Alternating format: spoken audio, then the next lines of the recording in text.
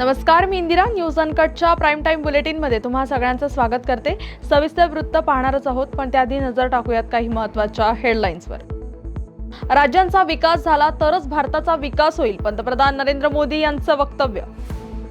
अजित पवारांनी दिलेला शब्द पाळावा, शक्तीपीठ महामार्ग विरोधी कृती समिती. वैष्णवी हगवणे प्रकरणातील आरोपी फरार असताना साताऱ्यातील पुसेगावमध्ये थांबल्याचं निष्पन्न. आणि 20 ग्राहकांच्या प्रश्नाबाबत रायगड शिवसेनेची महावितरण कार्यालयावर धडक. आता पाहूयात सविस्तर वृत्त. पंतप्रधान नरेंद्र मोदी यांच्या अध्यक्षतेखाली आज नवी दिल्लीतील भारत मंडपम येथे नीती आयोगाची 10वी गव्हर्निंग काउन्सिल बैठक झाली. या बैठकीला सर्व राज्ये आणि केंद्रशासित प्रदेशांचे मुख्यमंत्री आणि उपराज्यपाल, केंद्रीय मंत्री आणि नीती आयोगाचे उपाध्यक्ष, सदस्य आणि मुख्य कार्यकारी अधिकारी उपस्थित होते. विकसित भारतासाठी विकसित राज्ये हा अजेंडा घेऊन झालेल्या या बैठकीत विकसित भारतासाठी आपल्याला टीम इंडिया सारखं काम करावं लागेल, असं मत पंतप्रधान नरेंद्र मोदींनी व्यक्त केलंय. उपमुख्यमंत्री अजित पवार काल कोल्हापूर दौऱ्यावर असताना शक्तीपीठ महामार्ग विरोधी कृती समितीने त्यांची भेट घेत शक्तीपीठ महामार्ग रद्द करण्यासंदर्भात स्मरणपत्र दिलं. शेतकऱ्यांच्या मुळावर उठणाऱ्या शक्तीपीठ महामार्गाला शेतकऱ्यांचा तीव्र विरोध आहे. विधानसभा निवडणुकीत अजित पवारांनी शक्तीपीठ महामार्ग रद्द करण्याचं आश्वासन दिलं होतं. त्यामुळे आता शब्दाला पक्का असणाऱ्या अजित पवारांनी दिलेला शब्द पाळावा, अशी मागणी शेतकऱ्यांनी केली आहे. काँग्रेस सम्राट मोरे शक्तीपीठ महामार्ग विरोधी कृती समितीच्या वतीनं आज अजितदादांना स्मरणपत्र द्यायचं नियोजन आम्ही केलं होतं. निवडणुकीच्या पूर्वी अजितदादा उपमुख्यमंत्री असताना आम्ही त्याला कोल्हापूरच्या विश्रामगृहावर भेटलो होतो. त्यावेळी त्यांनी शक्तीपीठ महामार्ग रद्द करतो असं आश्वासन दिलं होतं. त्यावेळी ते असे म्हटले पण होते की अर्थमंत्री मीच आहे आणि या शक्तीपीठ महामार्गाला पैसे कोण देणार. परंतु मला आता वाटतंय की त्यांची सुद्धा भाषा निवडणुकीनंतर बदललेली आहे. लोकांचं फक्त मतं घ्यायची आणि त्यानंतर भाषा बदलायची. आता त्यांच्या भाषामध्ये पुरंदर विमानतळाला शेतकऱ्यांनी विरोध केला. पैसे दिल्यावर त्यातले शेतकरी 60% शेतकरी त्यांच्या बाजूने गेले. असं काही नाही आहे. शक्तीपीठ महामार्गाला आपण सगळं बघतोय, गेले 1.5 वर्ष आमचं आंदोलन चालू आहे आणि शक्तीपीठ महामार्गाला 100% महाराष्ट्रात विरोध आहे. दादाने आम्हाला तर प्रश्न विचारले, तुमची जमीन किती म्हणजे जात्या. आम्ही इथं बाधित शेतकरी, आमच्या प्रत्येक शेतकऱ्याची जमीन जात्या. आणि त्याने आम्हाला सांगितलं की मुंबई दौऱ्याच्या वेळी मी ते सांगतो आणि त्यांनी असं सांगितलं की ज्यांना तुम्ही निवडून दिलं ते आता शक्तीपीठाच्या बाजूने आहेत. मग आम्हाला तुमच्या माध्यमातून असं आवाहन करायचं आहे, निदान लोकप्रतिनिधी एकदा जाहीर करावं की शक्तीपीठाच्या बाजूने आम्ही आहे, म्हणजे देवेंद्र फडणवीसच्या बाजूने आहे, काही लोकांच्या बाजूने आहे. या लोकप्रतिनिधी सुद्धा एकदा जाहीर करण्याची. वैष्णवी हगवणे आत्महत्या प्रकरणातील आरोपी राजेंद्र हगवणे आणि सुशील हगवणे फरार झाल्यानंतर सातारच्या पुसेगावात एका शेतात काही काळ थांबल्याची माहिती समोर आली आहे. या शेताच्या मालकाकडे हगवणे यांचे शर्यतीचे बैल सांभाळण्याकरता ठेवले आहेत. याच ओळखीतून ते काही काळ या शेतात थांबले असल्याचं शेतमालक अमोल जाधव यांनी सांगितलंय. मी राहुल जाधव. सुशील हगवणे यांची माझी 1.5-2 वर्षापासून ओळख आहे. त्यांचा बैल माझ्याजवळ सांभाळायला असतो शर्यतीचा. त्या बैलाच्या संदर्भातून त्यांचं येणं जाणं महिन्यातून 1-2 राऊंड होत होते माझ्याकडे. त्या घटने 19 तारखेला ते इथं आले. 4-4:30च्या दरम्यान 15-20 मिनिटं थांबले. त्यांना मी विनंती केली मैदानात दुसऱ्या दिवशी थांबूया, मुक्काम करा. तर ते जरा घाबरलेल्या अवस्थेत होते आणि निघून गेले. तुमची ओळख किती वर्षापासून, त्या नेमकी ओळख कोणाबरोबर होती? सुशील हगवणेची माझी ओळख होती. 1.5 ते 2 वर्ष झाले माझी ओळख केली साधारण. मग ते इथं मुक्कामी नव्हते असं सगळीकडे सांगितलं जातं, मुक्कामी होते? नाही, मुक्कामी मी त्यांना विनंती केली थांबा, पण इथं सोय नसल्यामुळं आणि ते जरा घाबरलेल्या अवस्थेत असल्यामुळे ते निघून गेले इथून. मला काय त्यावेळेस जाणवलं नाही काय झालं काय, पण ते म्हणले हाय मी सकाळी येईन आणि निघून गेले इथून. प्रकरण एवढं गाजत होतं आणि तुम्हाला माहिती नाही? आम्हाला 20 तारखेला सकाळी लगेच कळालं मोबाईलवर त्याच्यावरती, पण 19 पर्यंत आम्हाला काहीच कल्पना नव्हती. आम्हाला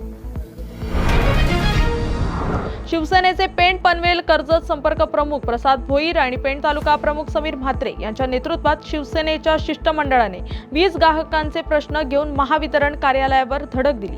कोकण आपत्ती समीकरणांतर्गत कोकण विभागातील सर्व वीज वाहिन्या भूमिगत करण्याचे काम अपूर्ण अवस्थेत आहे.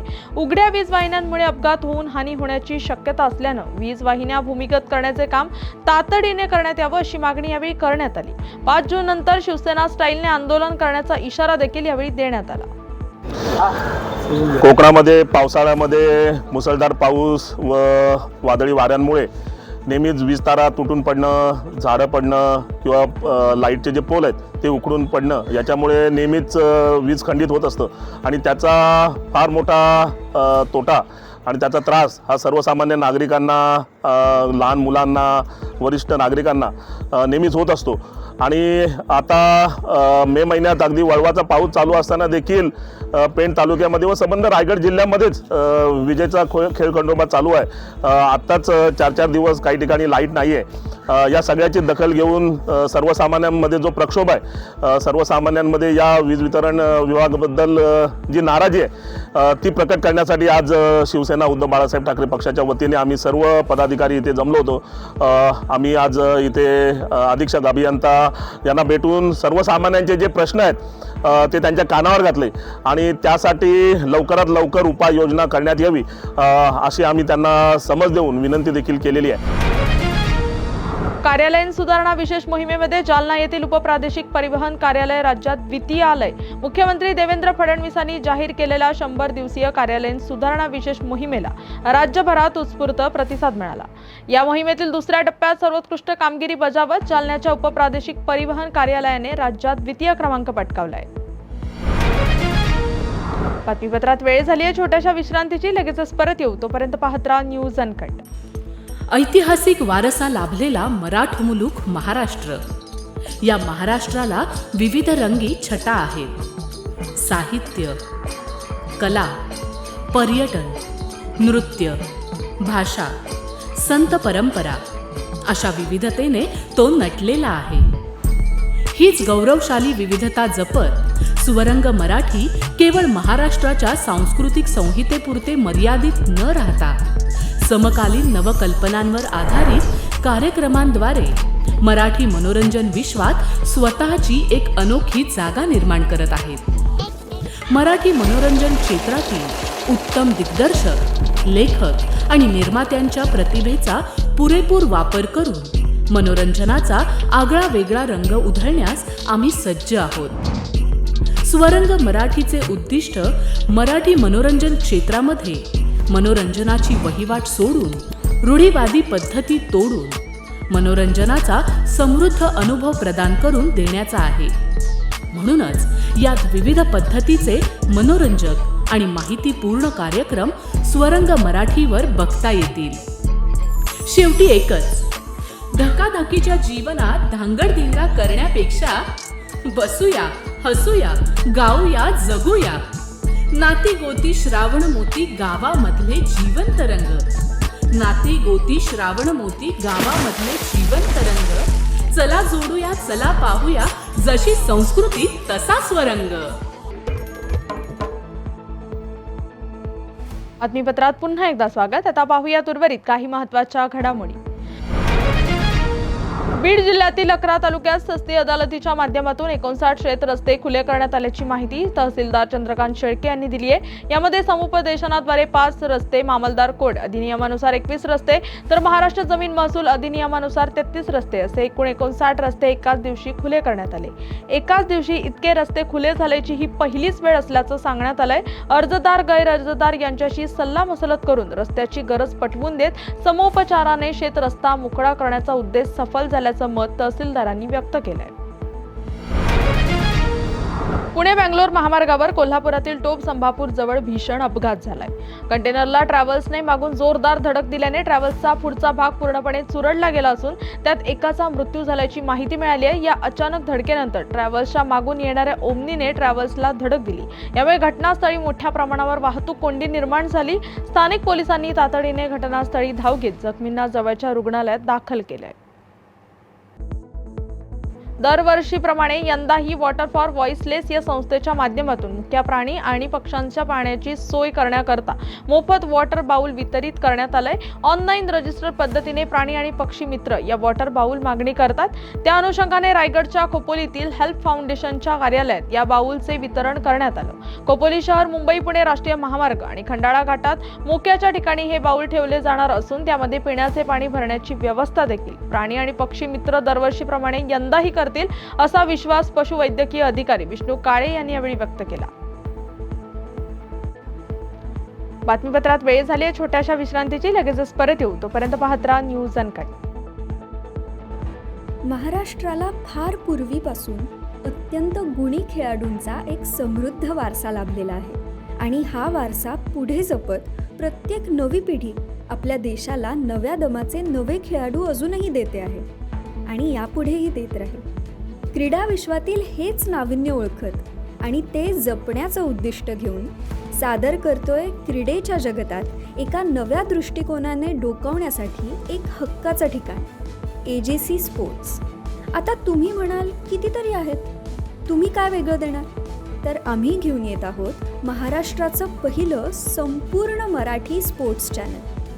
मराठी प्रेक्षकांसाठी कबड्डी, फुटबॉल, खो खो, मल्लखांब अशा ग्रामीण तसंच शहरी भागात प्रसिद्ध असणाऱ्या यासारख्या अनेक खेळांचं थेट प्रक्षेपण, तज्ज्ञांचं विश्लेषण आणि स्थानिक खेळाडूंच्या प्रेरणादायी कथा इथे पाहायला मिळते. आजपर्यंत आपले खेळ जागतिक स्तरावर पोहोचले नाही, पण आता मात्र ते बदलणार. आम्ही स्थानिक खेळाडूंना मोठ्या संधी देण्याचा संकल्प केला आहे. मराठीमध्ये जगभरातील स्पोर्ट्सचे सर्वोत्कृष्ट कव्हरेज मिळवण्यासाठी AJC स्पोर्ट्सला आजच जॉईन करा. तुम्ही आयोजित करत असलेल्या छोट्या छोट्या स्थानिक, जिल्हास्तरीय किंवा राज्यस्तरीय स्पर्धांना एक ग्रँड लुक देण्याकडे आमचं लक्ष असेल. रोज पहाटे उठून आपल्या खेळाची प्रॅक्टिस करणारे, ऑलिम्पिकसारख्या स्पर्धांमध्ये पदकं मिळवण्याची स्वप्न पाहणारे आणि त्यासाठी भरपूर कष्ट घेणारे असे विविध भागांमधले गुणी खेळाडू हे असतील आमचे हिरो. चला तर मग आपल्या खेळाला आपली ओळख देऊया.